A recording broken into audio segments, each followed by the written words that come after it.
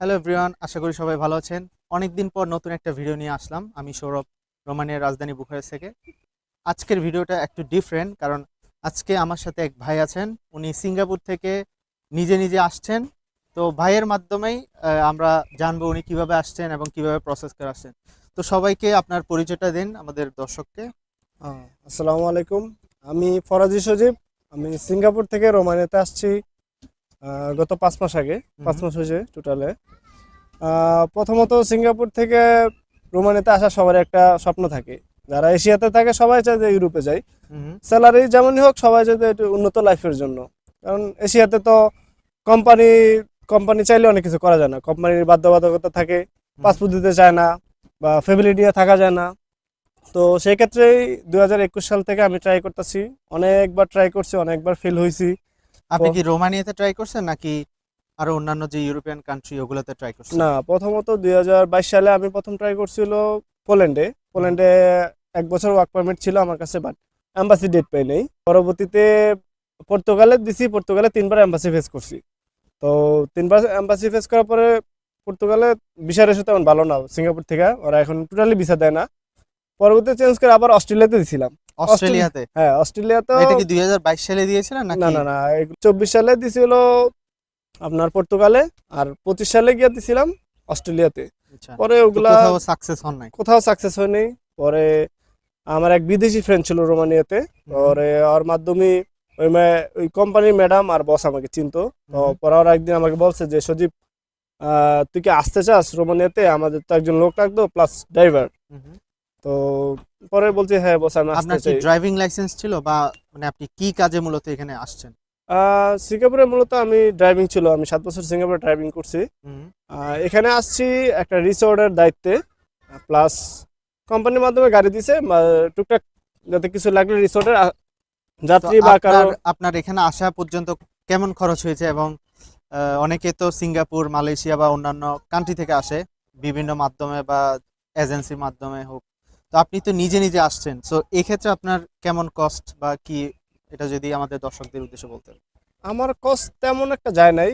আমার প্রথমত আমাকে রোমানিয়া থেকে ওয়ার্ক পারমিট আমার বস দিছে।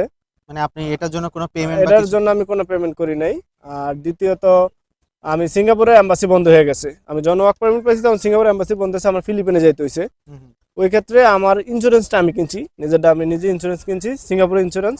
হুম। আর দ্বিতীয়ত যে ফিলিপিনের ভিসা করার জন্য আমার 200 টাকার মতন কস্ট গেছে, সিঙ্গাপুর আচ্ছা, ডলার। মানে ভিসা প্রসেসিং এর জন্য যে খরচগুলো ওগুলাই আপনার হ্যাঁ, জাস্ট শুধু গেছে। জাস্ট ওইটাই আর গেছে। এখানে আসার জন্য মানে এয়ার টিকেট বা না, এগুলো? টিকিট আমার কোম্পানি দিছে। আচ্ছা। তো দর্শক দেখেন, উনি এতটাই লাকি যে উনি এখানে সবকিছু আপনার এই রোমানিয়ার কোম্পানি করেছে, প্লাস এয়ার টিকেটটা পর্যন্ত রোমানিয়ার যে কোম্পানি এখানে দিয়েছে। তো আরেকটা প্রশ্ন, আপনার এখানে স্যালারি কেমন? আপনার সিঙ্গাপুরের তুলনায় এখানে স্যালারি আপনার মানে কি মনে হয়? সিঙ্গাপুরে তো সিঙ্গাপুরের অনেক তুলনায় হাই রেঞ্জের স্যালারি থাকে, বা আপনি সিঙ্গাপুরের সাথে যদি রোমানিয়াকে মানে তুলনা করেন, মানে কিভাবে দেখতেছেন? সিঙ্গাপুরে আমার স্যালারি অনেক ভালো ছিল, বাট সিঙ্গাপুরে তো ফিউচার ফিউচারের দিকে দেখে সিঙ্গাপুর থেকে চলে আসে আর কি। হুম হুম। সিঙ্গাপুর থেকে আপনার এখানে মোটামুটি আমার 1000 ইউরো স্যালারি কোথায়? রোমানিয়াতে? রোমানিয়াতে, প্লাস হলো যে আপনার থাকা খাওয়া? থাকা খাওয়া তো কোম্পানির, প্লাস আমার নিজের গাড়ির জন্য যেটা ইউজ করি ওটা কোম্পানি দেয়, আচ্ছা। প্লাস মাঝে মধ্যে টিপ। তাহলে তো বলাই যায় যে আপনি মানে হ্যাঁ, অনেক লাকি, কারণ হ্যাঁ, সচরাচর কেউ তো নিজে নিজে আসতে পারে না জি, জি। রোমানিয়াতে।